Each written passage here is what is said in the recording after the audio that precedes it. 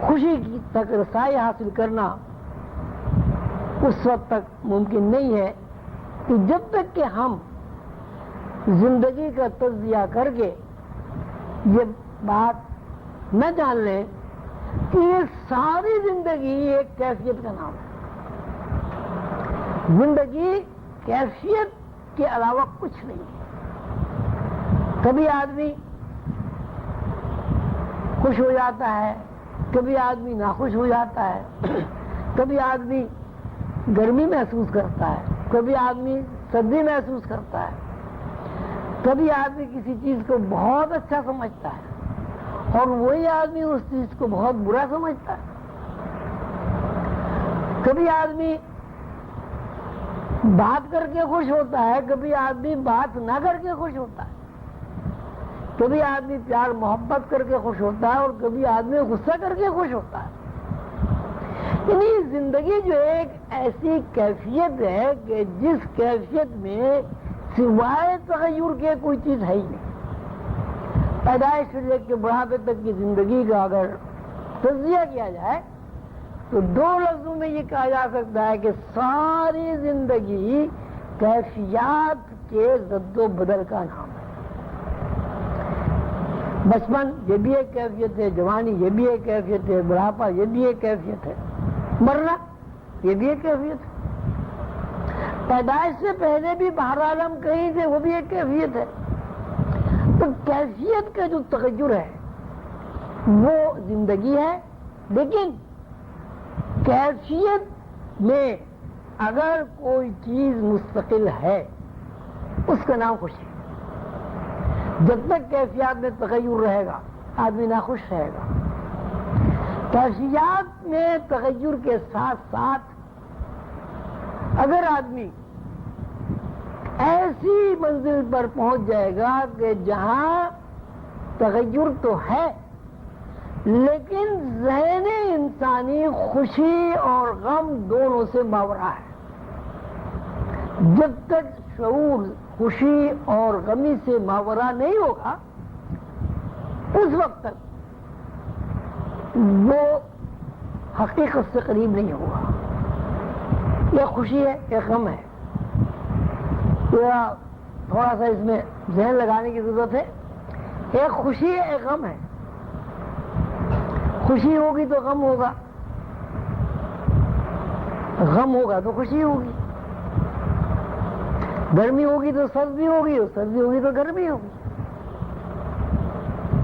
تو اگر آپ خوش رہنا چاہتے ہیں، خوشی کو تلاش کرنا چاہتے ہیں تو اس کے پیچھے غم بھی لگا ہوا ہے.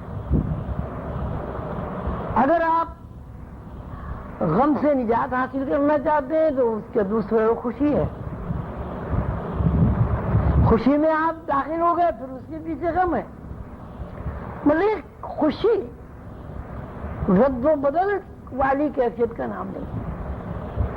اب صورت حال یہ ہے کہ حقیقی کیا چیز ہے.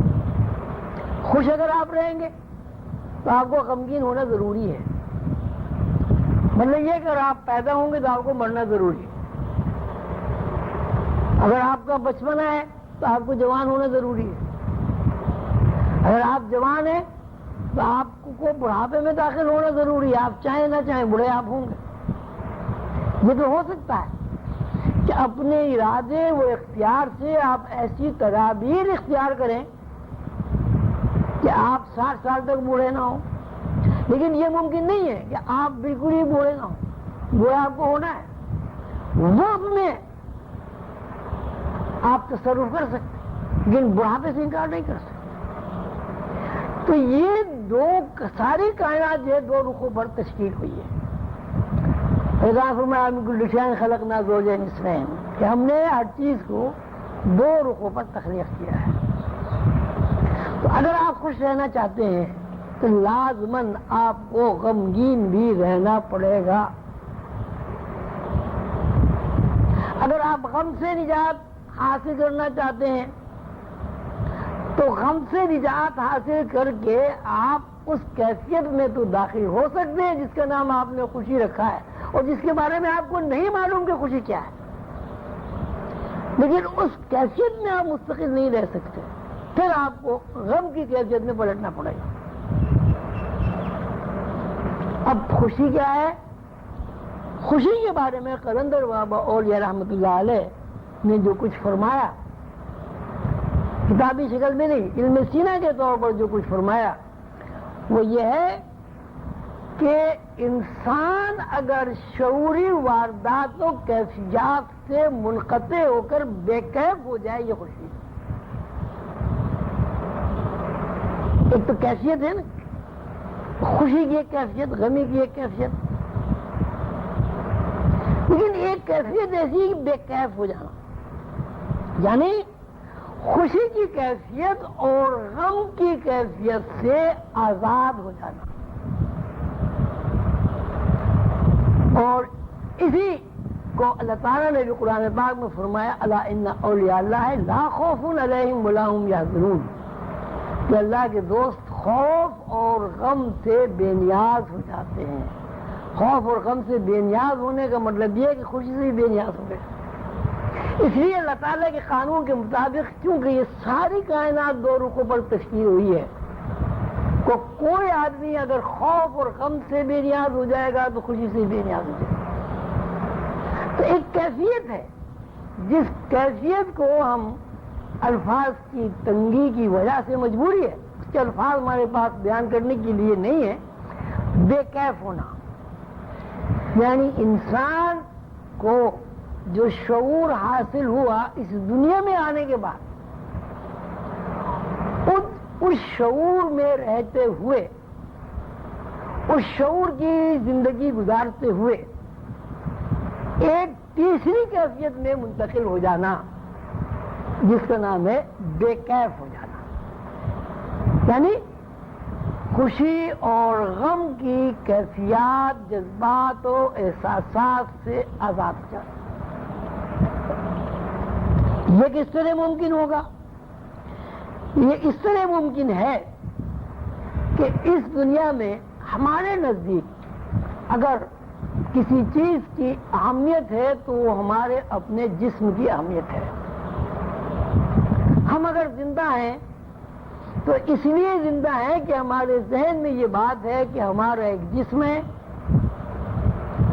اور وہ جسم متحرک بھی ہے، وہ جسم گرم بھی ہے، وہ جسم چلتا پھرتا بھی ہے، وہ جسم کھاتا پیتا بھی ہے، اور جسم سوتا جاگتا بھی ہے۔ یہ ہماری ایک زندگی ہے جس کے بارے میں ہمارا یقین ہے کہ زندگی کا مطلب ہے جسم، گوشت پوش کا جسم۔ جب تک ہم اس جسم سے اپنا رشتہ، علمی رشتہ اس طرح منقطع نہیں کر لیں گے کہ جسم کوئی چیز نہیں ہے، دراصل یہ جسم ایک شعور ہے۔ کبھی شعور ہمیں یہ بتا دیتا ہے کہ ہم بچے ہیں، کبھی شعور ہمیں بتا دیتا ہے کہ ہم جوان ہیں، کبھی شعور ہمیں بتاتا ہے کہ ہم بوڑھے ہیں، کبھی شعور ہمیں بتا دیتا ہے کہ بیمار ہیں، کبھی یہ شعور ہماری رہنمائی کرتا ہے کہ آپ بہت صحت مند ہیں۔